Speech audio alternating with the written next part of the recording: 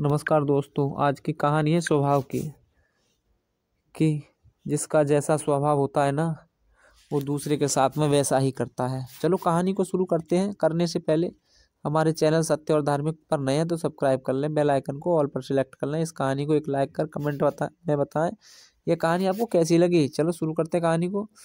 परोपकार की कीमत चुकानी पड़ सकती है। साधु और बिच्छू की कहानी है यह।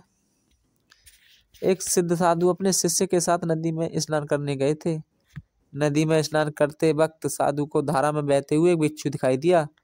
बिच्छू को पानी से बचाने के लिए साधु ने अपने हाथ को उसकी तरफ आगे बढ़ाया, परंतु बिच्छू ने साधु के हाथ पर अपनी तेज डंक का प्रहार कर दिया।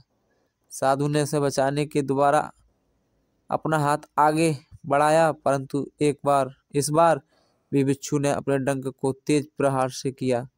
साधु का बचाना और बिच्छू के डंक मारने की प्रक्रिया कई बार चला, लेकिन अंत में साधु अपने प्रयास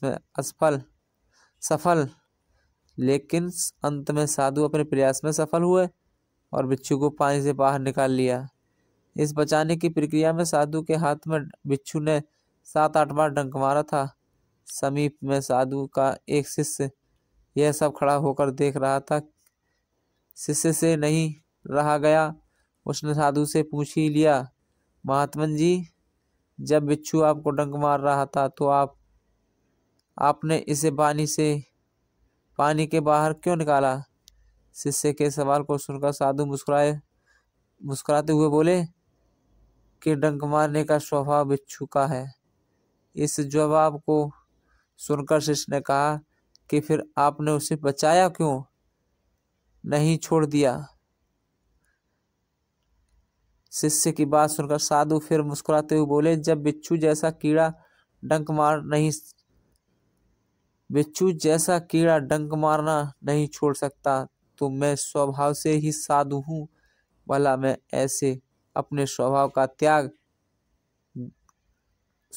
त्याग देता और बिच्छू को बचाना छोड़ देता। दोस्तों, इस कहानी से एक बात तो साफ हो जाती है कि व्यक्ति को अपने स्वभाव के विपरीत व्यवहार नहीं करना चाहिए। किसी भी परिस्थिति में अपने स्वभाव को शांत बनाकर रखना चाहिए। तो दोस्तों, हमें कमेंट कर बताना इस कहानी में आपको क्या राज मिला, क्या शिक्षा मिली। उम्मीद है यह कहानी आपने लास्ट तक सुनी। अब प्यारा सा एक लाइक कर कमेंट कर बताएं यह कहानी आपने किस जगह से सुनी है, क्योंकि हमें भी मालूम पड़े हमारी ये कहानी कहाँ तक पहुँच रही है। तो थैंक यू दोस्तों। वैसे तो आपको हमारा हौसला बढ़ाने के लिए हर कहानी को पूरा देखें, सुनने लायक है, क्योंकि इस कहानियों से जीवन में बहुत बड़ा परिवर्तन आता है, बहुत बड़ा, जिसका अंदाजा नहीं लगाया जा सकता। करने वाला हो कोई। तो दोस्तों, कहानी यही समाप्त होती है। हमें कमेंट में बताएं कि यह कहानी आपको कैसी लगी।